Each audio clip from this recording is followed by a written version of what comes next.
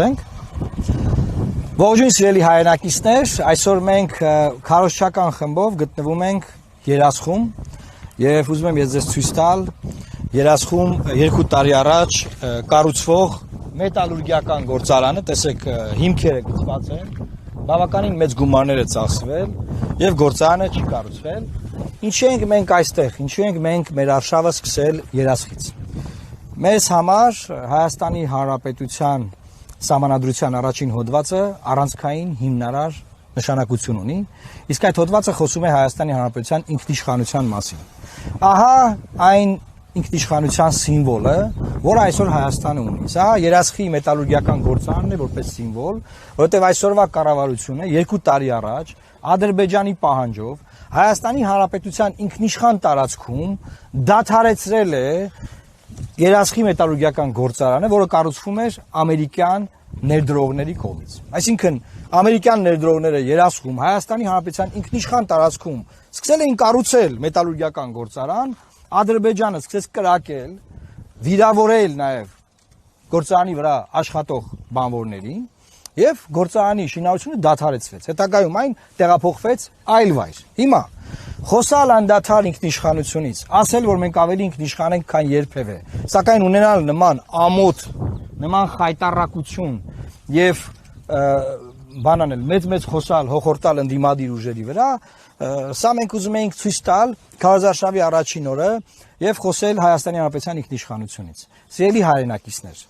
դուք հունիսի 7-ին հնարավորություն ունեք պաշտպանելու Հայաստանի Հանրապետության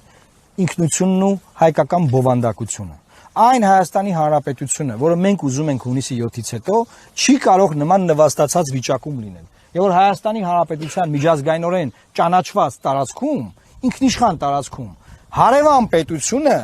կրակելով արգելում է կառուցել գործարան, որը բոլոր չափանիշներին համապատասխանող գործարան է, եւ այս իմաստով շատ կարեւոր ենք մենք համարում, որ մեր հայրենակիցներն իմանան, որ մեր թիմը այս ընտրություններին մասնակցելով սպառողական խոստումները մի կողմ դրած, խոսում է այն խնդիրներից, որոնք պաշտպանելու են մեր հայկական պետականությունը, Հայաստանի Հանրապետությունը։ Հունիսի 7-ին գնալով ընտրական տեղամասեր, քվեարկելով 19 քվեաթերթիկով, ընտրելով մեր թիմին, դուք հնարավորություն եք ստանալու այս խնդիրները կարգավորել։ Այս խնդիրների կարգավորումը բացարձակապես պարզ չէր։ Հետևողական աշխատանք էր պետք, սկզբունքային էր պետք լինել, պետք էր ասածին տեր կանգնել, գծած կարմիր գծերին տեր կանգնել եւ հետևողական բանակցային գործընթացում կանգնել մեր դիրքերի վրա եւ այս գործարանը կկառուցվեր։ Այդ ինչ արել մեր իշխանությունը։ Մի հատ շրջակա միջավայրի նախարարության հայտարարություն, մի հատ ԱԳՆ նախարարության հայտարարություն, մի քիչ կրակոց եւ որոշել են, որ դե լավ թարգենք, լավ, մեր ինչքան տարածքն է, բայց դե բան չկառուցենք այստեղ գործարանը, գնանք ուրիշ տեղ։ Էսա այսօրվա իրավիճակը, ձեզ կասեն 10,000 դրամով ձեր թոշակն ենք ավելացնում, մեկը կասի ձեր դեղերն ենք էժանացնում, այն մյուսը ուրիշ բան կասի։ Իմացեք, եթե ինքնիշխան, անկախ հայկական պետականություն չունեցանք, մենք բացարձակապես որևէ ձևով որպես ազգ չենք կարող պաշտպանված լինել ապագա ցեղասպանություններից եւ ապագա արհավիկներից։ Սա է մեր այսօրվա ուղերձը։ Մենք սրանով ցույց ենք տալիս, որ որպես կուսակցություն, որպես ընտրություններին մասնակցող ուժ մեր համար առանցքային կարևորության հարցերը, այսինքն առաջնայինը երկրորդականից տարբերակված են եւ մեր քարոզարշավը սկսում ենք ինքնիշխանության թեմատիկայով։ Այստեղ նաեւ ուզում եմ ցույց տալ մեր խորհրդանիշը, մեր վահանը, մեր ազգի, մեր պետականության վերջին դարերի արդյունքում ձևավորված սիմվոլներն են եւ առաջին տեղում բնականաբար մեր զինանշանն է, մեր պետականությունն է ցույց տալիս եւ մենք ձեզ ասում ենք սիրելի հայրենակիցներ, որ այն շանսը, որ մենք բոլորս հիմա ստացել ենք այս ընտրություններով, մեր պետականությունը պաշտպանելու մասին է։ Ես ուզում եմ խոսքը փոխանցել նաեւ Կարպիս Փաշոյանին, մեր թիմակիցին։ Շնորհակալ եմ։ Առաջին հերթին պետք է ասել, որ այս չկառուցված գործարանը կամ այս գործարանի ավերակները իշխանության ստի եւ միֆերի խորհրդանիշն է, որտեղ արդեն 8 տարի մեզ համոզում են, որ Հայաստանը ինքնիշխան է, Ղարաբաղը հանձնելուց հետո ասում են, որ Հայաստանը վերջապես վերագտավ իրան, դրանից առաջ գոյություն չի ունեցել, բայց այս գործարանը վկայությունն է նրա, որ Հայաստանի կախվածությունը արտաքին ուժերից էլ ավելի է մեծացել, որ Ադրբեջանը, Թուրքիան լիովին փորձում են վերահսկել իրավիճակը Հայաստանում եւ այսօր այս գործանը չեն թողում կառուցել, վաղը արդեն ախորժակները կմեծանա ու ավելի մեծ բաներ չեն թողնի անեն։ Կարող է մենք էլ մի օր չկարողանանք մտնել այստեղ։ Մի խոսքով, մեր ստեղ գտնվելը նրա մասին է, որ ինքնիշխանությունը այս պայծությամբ ամենաառաջնահերթ արժեքն է, որը կարիք ունի պաշտպանության եւ Թուրքիան եւ Ադրբեջանը ներկա են մեր ներքին քաղաքական կյանքում, միջամտում են մեր ներքին գործերին եւ այդ ամեն ինչը պետքա կասեցնել։ Այս պայծությամբ Հայաստանի ինքնիշխանության ամենամեծ թշնամիներն են Թուրքիան, Ադրբեջանը եւ նրանց կամակատար Հայաստանի իշխանությունները։ Եվ դրա համար անհրաժեշտ է քվեարկել մեզ, որպեսզի Հայաստանը կարողանա վերագտնել իր ինքնիշխանությունը եւ իրականացնել ռեմոնտադա, այսինքն Հայաստանի վերադարձը։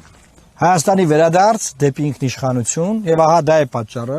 որ մենք ասում ենք ռեմոնտադա լինելու է, այսինքն վերադարձ մեր ակունքներին, մեր ինքնիշխանությանը, մեր ինքնասիրության թե մարդկային, թե պետական պաշտպանությանը մենք կարող ենք հասնել հունիսի 7-ին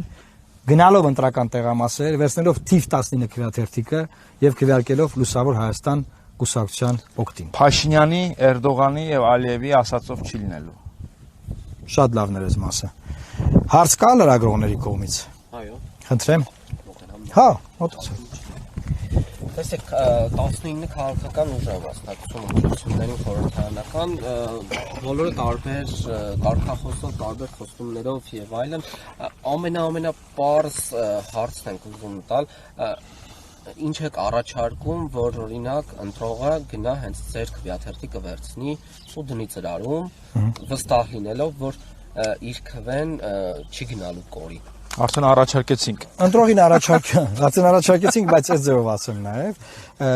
տեսեք, մեր տրված ձայնը չի կարող գնալ եւ կորչել, որովհետեւ մենք խորհրդարանում ներկայացնելու ենք ընտրողի շահերը, ներպետական ացիաններում, Հայաստանի Հանրապետության ներսում։ Բայց նաև մենք հայտնի ենք Հայաստանի Հանրապետության շահերը արտաքին աշխարհում ներկայացնելու մեր անցած փորձով, մեր կուտակած փորձով եւ առած լավ գործով։ Հիմա ընտրողը նայում է, չէ՞, ասենք ինչ որ մեկը 3 կուսակցությունը գրանցվել, մեկը թղթեր առել, բերելա, գրանցելա, այդ թղթերով է մասնակցում։ Այն մյուսն այլ կերպ, մենք ընտրողին ասում ենք, դու ունենալու ես կոմպետենտ խմբակցություն, որը քո շահերը պաշտպանելու է։ Քեզ Ադրբեջանը չի կարողանալու պարտադրել, որ դու քո գյուղում, քո համայնքում, Հայաստանի Հանրապետության ինքնիշխան տարածքում չկարողանաս քո տարական բազային կենսագործունեությունը խաթարել, այսինքն պետք է դու կարողանաս, սա ի՞նչ է, բազային բան չեն ուզեցել անել։ Մեր տարածքում գործան են ուզեցել կառուցել, չէ՞։ Վաղը ասելու են, բանը, չգիտեմ, հավ մի պահ եկեն, մյուս օրը ուրիշ բան են ասելու։ Ուզում ասել, այս մենք ինչ որ բան չենք ասում, որը ռեգիոնալ բաներ առաջացնելու է, էլի տարածաշրջանային երկրներին վտանգ էր սպառնում, որտեղ արմատուր արտադրեն, դրա համար ասենց խնդիր կա։ Չէ, ժողովուրդ ջան, պարզ բազային ինքնիշխանության հարց է եղել։ Եվ մենք ընտրողին առաջարկում ենք, մենք քեզ չենք խաբելու, եղբայր, կամ մեր սիրելի հարազատ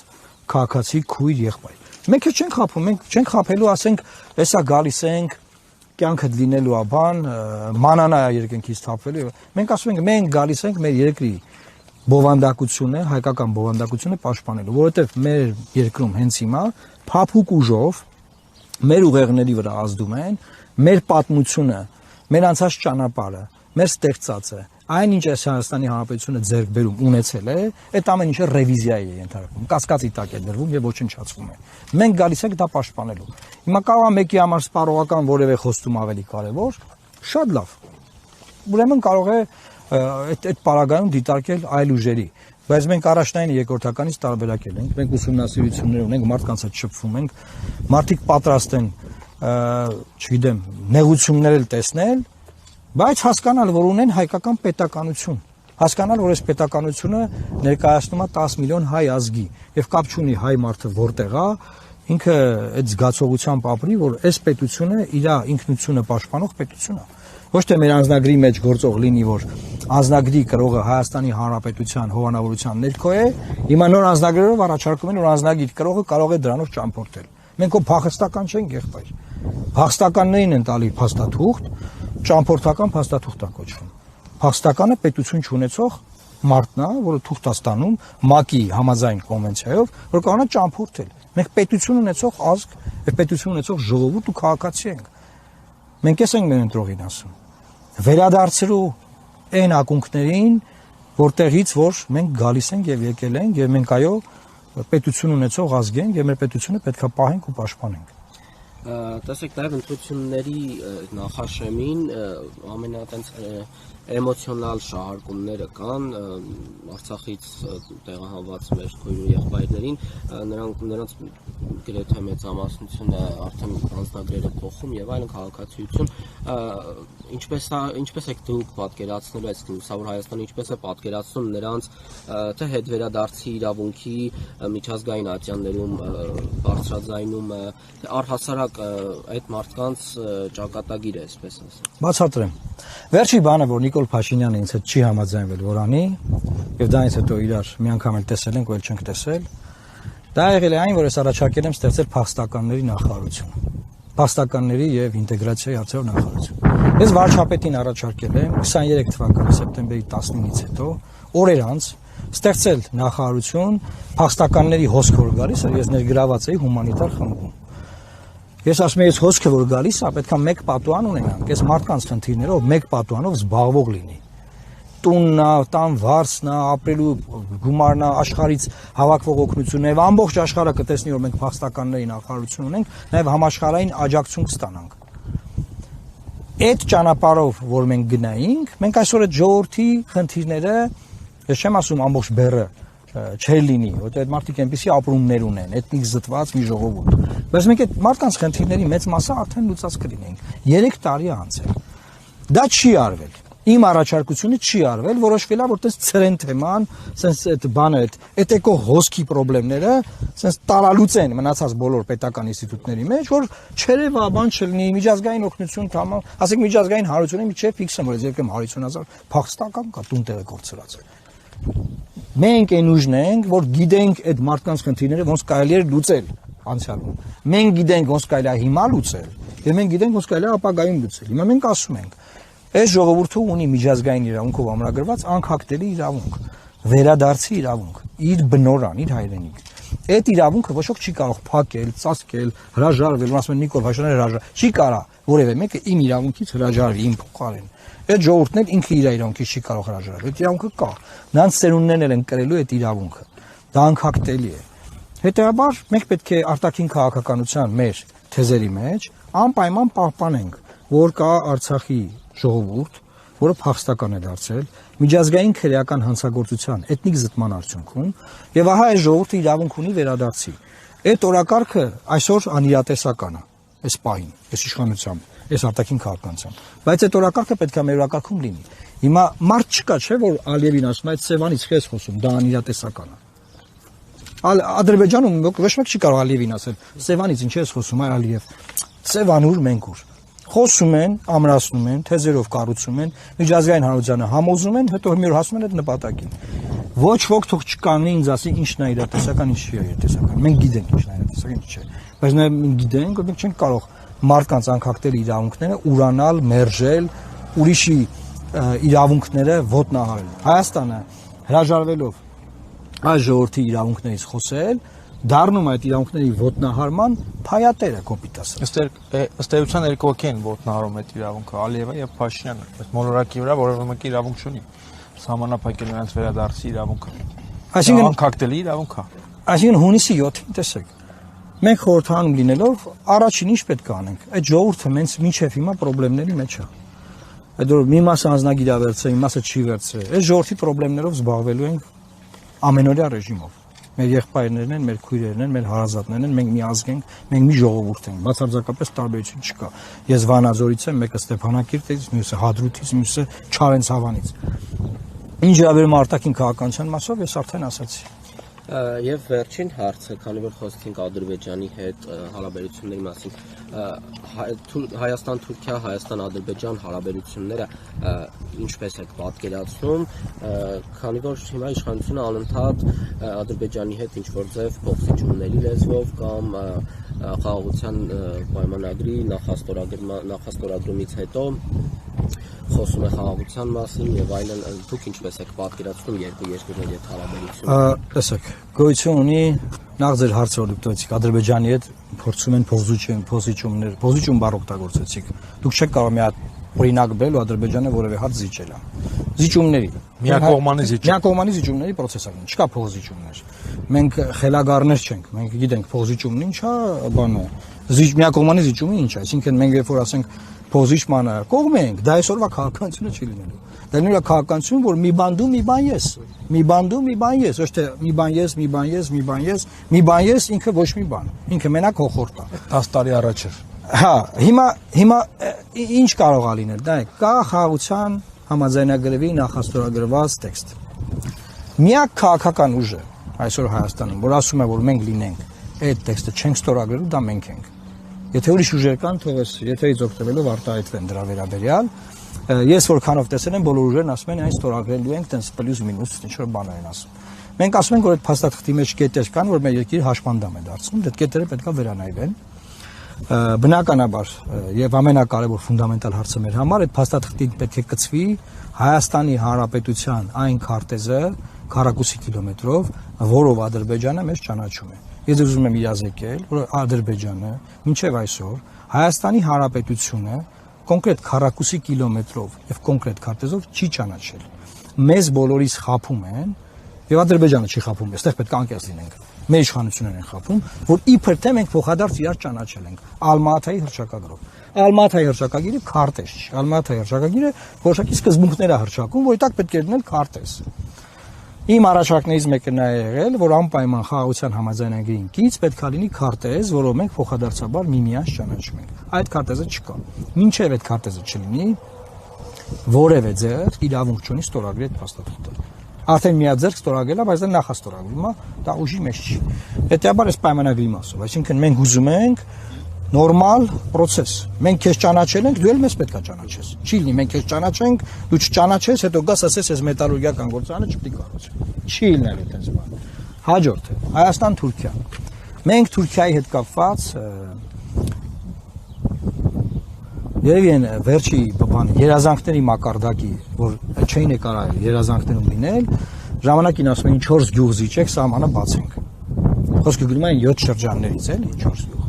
Հիմա ուզում եմ ասել հետևյալը. Թուրքիայի նախկինում հրապարակված բոլոր նախապայմանները կատարված են, այդ սահմանը Թուրքիան է փակել, շարունակում է մնալ փակ։